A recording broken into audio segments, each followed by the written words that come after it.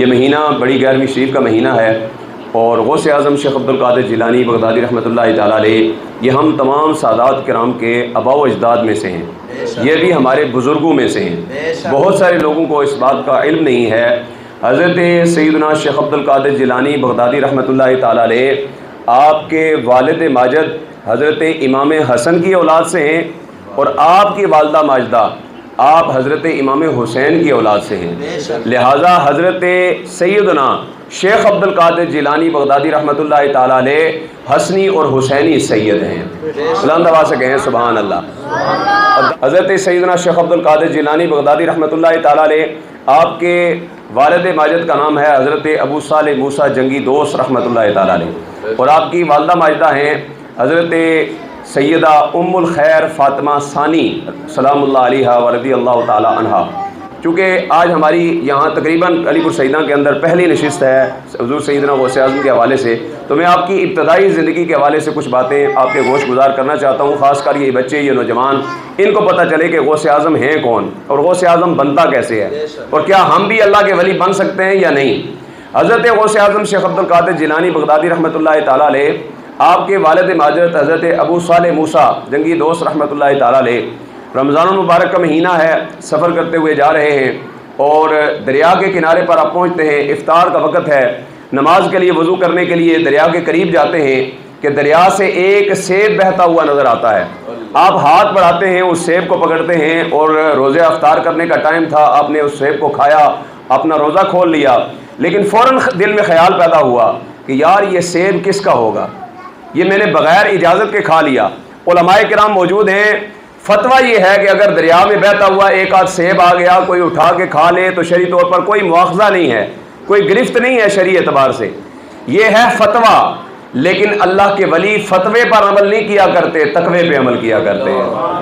حضرت موسیٰ جنگی دوست رحمۃ اللہ تعالیٰ علیہ کے دل میں خیال پیدا ہوا بھئی ایک سیب میں نے کھا لیا ہے، بغیر اجازت کے میں نے کھا لیا ہے، ہوگا کس کا، تو اس سے معافی مانگنی چاہیے۔ آپ نے کہا یہ سیب بھی میں نے کھایا ہے، دریا سے بہتا ہوا آیا ہے، بغیر اجازت کے کھایا ہے، تو جو اس کا مالک ہے پہلے جا کے اس سے معافی مانگنی پڑے گی۔ آپ اس دریا کے کنارے کنارے چلنا شروع ہو گئے، آگے پہنچے تو دیکھا ایک باغ ہے، اس کی اندر سیب کے درخت لگے ہوئے ہیں، اس کی ٹہنیاں دریا کی طرف جھکی ہوئی ہیں۔ آپ نے سمجھ لیا کہ یہیں سے وہ سیب جو ہے وہ بہتا ہوا گیا ہوگا۔ آپ باغ کے اندر گئے، اب باغ کے مالک بھی کوئی عام بندے نہیں تھے، وہ بھی اللہ تعالیٰ کے کامل ولی تھے، کہیں سبحان اللہ۔ وہ بھی اللہ تعالیٰ کے کامل ولی جن کا نام تھا حضرت عبداللہ صومعی رضی اللہ تعالیٰ عنہ۔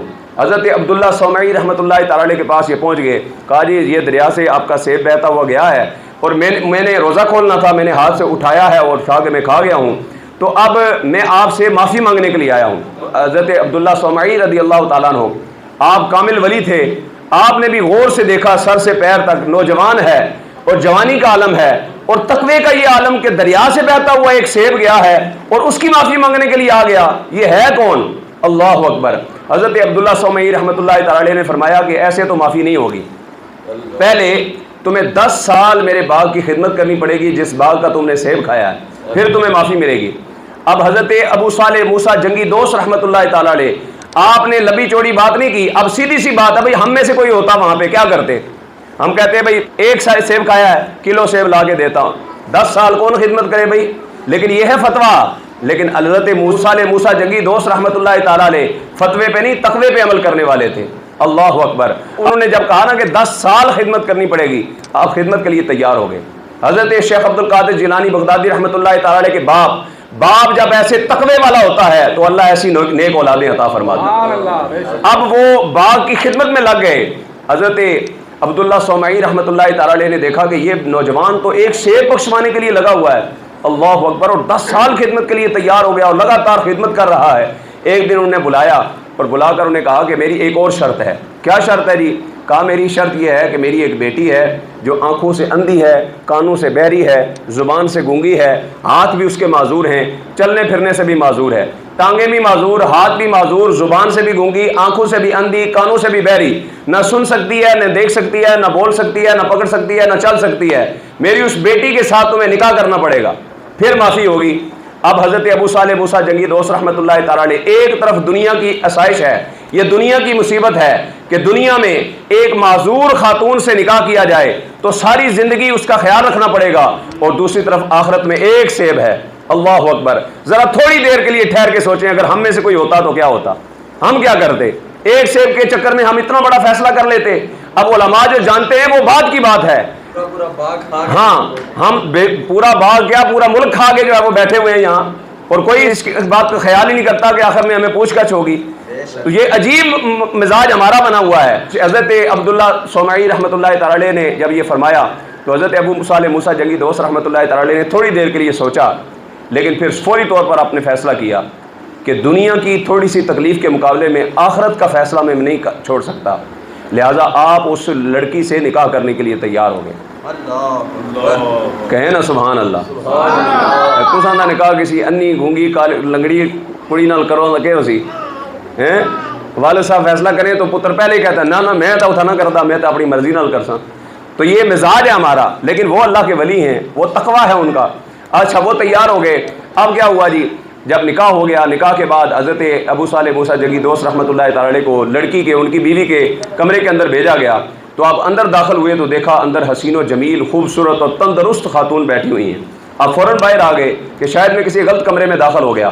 تو حضرت عبداللہ صومعی رحمۃ اللہ تعالی علیہ اس دلہن کے جو والد تھے انہوں نے کہا کہ کسی غلط کمرے میں تم داخل نہیں ہوئے، بلکہ یہی تمہاری دلہن کا کمرہ ہے، یہی وہ خاتون ہے جس سے تمہارا نکاح کیا گیا ہے۔ اور آپ نے تو کہا تھا یہ اندھی ہے، یہ گونگی ہے، یہ بہری ہے، یہ لولی ہے، یہ لنگڑی ہے، یہ کیا بات ہوئی؟ آپ نے فرمایا یہ اندھی اس لیے ہے کہ آج تک ان آنکھوں سے کسی غیر محرم کو اس نے نہیں دیکھا۔ رب کے آنکھوں نا سبحان اللہ۔ یہ گونگی اس لیے ہے کہ آج تک اپنی زبان سے اس نے کوئی فوش کلمہ نہیں کہا۔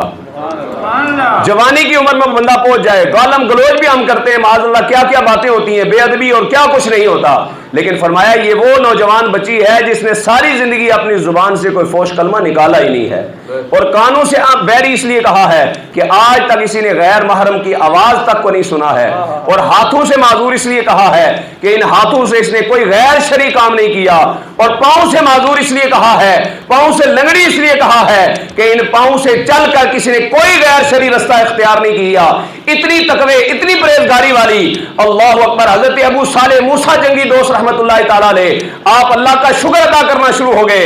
حضرت عبداللہ صومعی رحمۃ اللہ تعالی علیہ نے فرمایا تو اتنا متقی ہے، تو اتنا تقوی رکھنے والا ہے کہ ایک بہتا ہوا سیب بخشوانے کے لیے آ گیا ہے، تو نے کیا سوچا کہ اللہ تیرے ساتھ ایسی زیادتی کرے گا کہ ساری زندگی تجھے آزمائش میں ڈال دے؟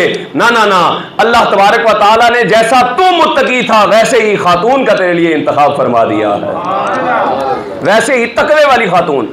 اس لیے قرآن مجید کے اندر بھی اللہ نے فرمایا پاک مرد پاک عورتوں کے لیے، اور پاک عورتیں پاک مردوں کے لیے ہوتی ہیں۔ لہٰذا جو نوجوان اپنی نگاہوں کی پاسداری کرتا ہے، رزق حلال کماتا ہے، ہر لحاظ سے تقوی اختیار کرتا ہے، تو اللہ تبارک و تعالیٰ اس نوجوان کو زندگی کے اندر ایسی برکتیں عطا فرماتا ہے جو بدنگاہی کرنے والے کو، بد کرداری کرنے والے کو عطا نہیں کرتا۔ وہ ساری زندگی پر دنیاوی پریشانیوں میں رہتا ہے، لیکن جو اللہ کی اطاعت و فرما برداری میں زندگی گزارتا ہے، اللہ اس کی دنیا کو بھی بہتر بنا دیتا ہے، آخرت کو بھی بہتر بنا دیتا ہے۔ اور جب باپ ایسا صالح ہو، متقی ہو، جب باپ اتنا عظمت و شان والا ہو کہ ایک سیب بھی بغیر اجازت کے نہ کھاتا ہو، اور ماں اتنی تقوی اور طہارت والی ہو کہ اپنی نگاہوں، اپنی زبان، اپنے کانوں، ہاتھوں اور پاؤں کی حفاظت کرنے والی ہو، جب یہ دو میاں بیوی نکاح کرتے ہیں تو تب اللہ تبارک و تعالیٰ شیخ عبد القادر جیلانی جیسا بیٹا عطا فرماتا ہے،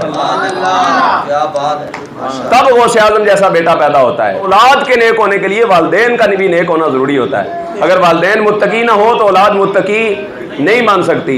یہ ہے شان، یہ ہے مقام مرتبہ حضرت سیدنا غوث اعظم کا۔ اور حضرت غوث اعظم شیخ عبد القادر جیلانی بغدادی رحمۃ اللہ تعالی علیہ جب پیدا ہوئے، یکم رمضان المبارک تھا۔ کس تاریخ کو پیدا ہوئے جی؟ یکم رمضان المبارک کو آپ پیدا ہوئے، اور پیدا ہوتے ہی طلوع فجر کے بعد ہی آپ نے روزہ رکھ لیا، پیدا ہوتے ہی روزہ رکھ لیا، اور پورا رمضان آپ نے سحری کے وقت ختم ہونے کے بعد سے لے کر افطاری تک حضرت غوث اعظم نے سارا دن دودھ نہیں پیا ماں کا، پورا دن بھوکے۔ اور پورے گیلان کے اندر، آپ کے علاقے کے اندر یہ بات مشہور ہو گئی کہ سیدوں کے گھر کے اندر ایک ایسا بچہ پیدا ہوا ہے جو رمضان کے مہینے میں بھی روزہ رکھتا ہے۔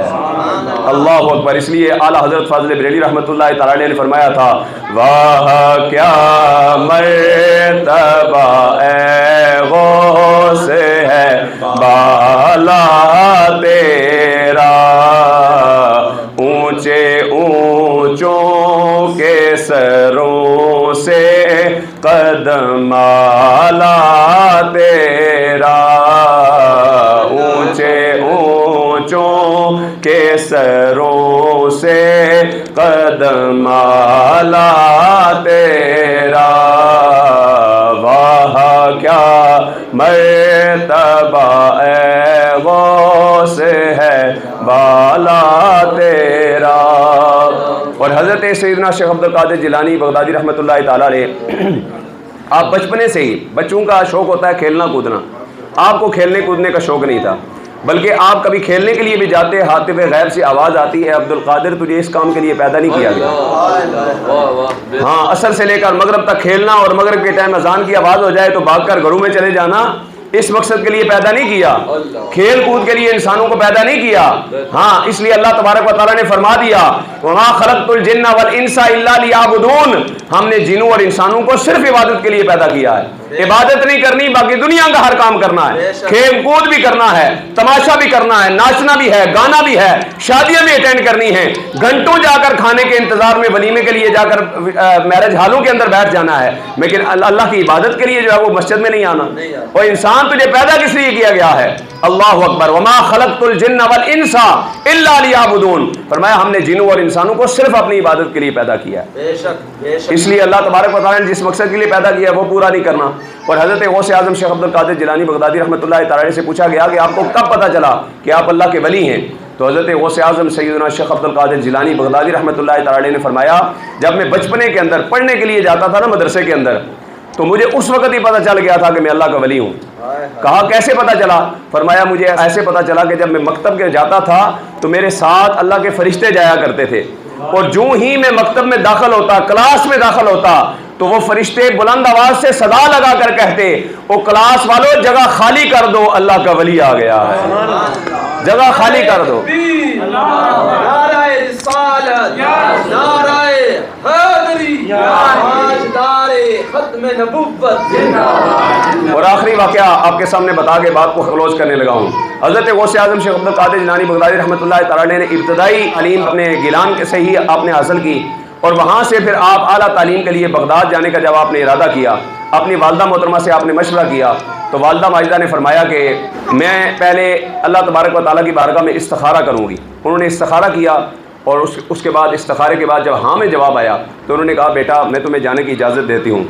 ان کے والد محترم نے اپنی وراثت کے اندر 80 دینار چھوڑے تھے، ان میں سے 40 دینار انہوں نے اپنے چھوٹے بھائی کے لیے چھوڑے، اور 40 دینار آپ کی والدہ نے آپ کے کرتے کے اندر سی دیے، اندر سے ہڈن پاک۔ اس دور کے اندر جب قافلوں میں لوگ سفر کر کے جاتے تھے، یہ تیز رفتار سواریاں نہیں ہوتی تھی، گھوڑوں کے اوپر، خچروں کے اوپر، اونٹوں کے اوپر سفر ہوتا تھا، اور سفر کرتے ہوئے راستے میں لٹیرے بھی آتے تھے، بعض اوقات وہ لوٹ کر سامان لے جاتے تھے۔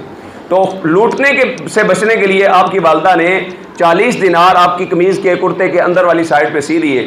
آپ جب سفر کر کے جانے لگے، رستے کے اندر لٹیرے آ گئے، انہوں نے جب مال لوٹنا شروع کیا، لوگوں سے جب ہر چیز لوٹ لی، آپ کے پاس تلاشی لی تو کچھ بھی نہیں نکلا، اور ایک ڈاکو نے پوچھا بھائی تمہارے پاس کچھ ہے؟ فرمایا ہاں میرے پاس ہے۔ چیک کیا کچھ بھی نہیں تھا، وہ چلا گیا۔ دوسرا آیا، کہتا ہے جی تمہارے پاس کچھ ہے؟ فرمایا ہے۔ چیک کیا کچھ بھی سمجھ نہیں آیا، واپس چلا گیا۔ تیسرا آیا، آخر جب سارا قافلہ انہوں نے لوٹ لیا تو اپنے سردار سے کہنے لگے بھائی ایک بچہ ہے جو کہتا ہے میرے پاس ہے لیکن اس کے پاس چیک کیا کچھ ہے نہیں، کہا اس کو لے کر آؤ۔ لے کر گئے، حضرت عبد القادر جیلانی رحمۃ اللہ تعالی سے پوچھا کہاں ہیں؟ آپ نے اپنی قمیض کے کرتے کے اندر والی سائڈ دکھائی کہ یہاں میری والدہ نے 40 دینار سی کر رکھے ہوئے ہیں۔ اللہ اکبر!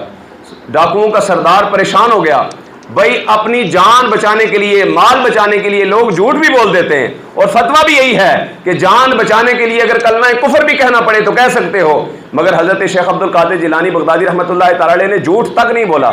فرمایا تم نے یہ کیا کیا کہ 40 دینار چھپے ہوئے ہیں پھر بھی تم سچ بولتے رہے آخری لفظ تک۔ فرمایا جب میں گھر سے نکلا تھا تو میری والدہ نے مجھے ایک ہی نصیحت کی تھی، تمہاری زبان سے کبھی جھوٹ کا کلمہ نہیں نکلنا چاہیے۔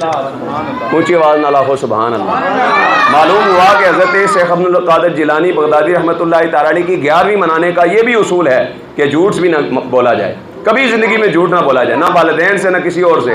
دکان پہ چیز لینے کے لیے گئے، ابا جی نے 100 روپیہ دیا اور 80 روپے کی چیز میں کہنا 100 کا ہی ملی ہے، 20 जेब में हड़प कर लिए, ये भी तरीका दुरुस्त नहीं। इजाज़त के बगैर वालिदैन का पैसा भी नहीं रखा जा सकता। हाँ, वालिदैन कह दें कि ये ले जाओ, इतने की चीज़ मिलेगी, बाकी तुम रख लेना, या इतनी चीज़ खा लेना, तो वो एक अलग बात है। इजाज़त के बगैर वालिदैन की पॉकेट से, उनके कमीज़ से, उनकी जेब से कोई भी पैसा निकालना, 10 रुपये निकालना भी अज़्र शरअ जायज़ नहीं है। और गौसे आज़म शेख अब्दुल कादिर जिलानी बगदादी रहमतुल्लाह तआला अलैह की निगाहे विलायत उन डाकुओं के ऊपर पड़ी, और उन डाकुओं ने जब आपकी सच्चाई को देखा, और ये उस डाकुओं के सरदार ने खुद अपनी जुबान से कहा, यार ये इतना सा बच्चा होके अपनी वालदा के हुक्म को नहीं टाल रहा, 40 दिनार झूठ बोल के बचाना चाहता तो बचा सकता था, मगर इसने नहीं बचाया। लिहाजा ये जब अपनी वालदा का इतना फर्माबरदार है, तो हम अपने रब के नाफरमान कैसे बन गए? हमें भी अल्लाह की फर्माबरदारी में आ जाना चाहिए। और अभी नौजवानी है हजरत गौसे आजम की, उन्होंने हजरत गौसे आजम के हाथ पर तौबा की और तायब करके वो पक्के और सच्चे मुसलमान बन गए। और आखिरी बात यही है कि गौसे आजम शेख अब्दुल कादिर जिलानी बगदादी रहमतुल्लाह तआला अलैह आपकी निगाह विलायत से अगर वो 40 डाकुओं का काफिला अगर वो राह रास्त पर आ सकता है, तो अगर अल्लाह का वली हमारी तरफ निगाह करम कर दें, वहाँ बगदाद से बैठे हुए आज हमारी इस महफिल को कबूल फरमा लें और अल्लाह की बारगाह में सिफारिश कर दें, तो यकीनन अल्लाह तबारक व तआला हमारे दिल की दुनिया को भी बदल देगा। कि खिला मेरे दिल की कली वो से आजम, मिल के मेरे साथ हाजिरी लगाएं। खिला मेरे दिल की कली वो से आजम, मिटा कल्ब की बेकली वो से आजम, मिटा कल्ब की बेकली हो से आजम। और कदम गर्दने औलिया पर है तेरा, कदम गर्दने औलिया पर है तेरा, तुझे ऐसा रुतबा मिला वो से आजम, तुझे ऐसा रुतबा मिला वो से। हजरत गौसे आजम शेख अब्दुल कादिर जिलानी बगदादी रहमतुल्लाह तआला अलैह ने बगदाद में बैठकर ये ऐलान किया था, कदमी हाजा अला रक़बति कुल्ली वलीयिल्लाह, फरमाया अल्लाह तबारक व तआला ने मेरा ये कदम हर अल्लाह के वली की गर्दन पर रख दिया है। और रिवायात में आता है कि उस वक्त पूरी दुनिया के अंदर तकरीबन 313 औलियाए किराम ने अपनी मजलिस से इल्म के अंदर बैठे हुए अपने सरों को झुका लिया और फरमाया बल अला आइनिही व रअसिही, कि आपका कदम हमारी गर्दन पर नहीं बल्कि हमारी आंखों पर भी है, हमारे सर पर भी मौजूद है। और ये दिल ये जी गए और ये आंखें ये सर है, ये दिल ये जी गए और ये आंखें ये सर है, जहां चाहो रखो कदम गौसे आजम, जहां चाहो रखो कदम गौसे आजम। खिला मेरे दिल की कली गौसे आजम, मिटा कल्ब की बेकली गौसे आजम।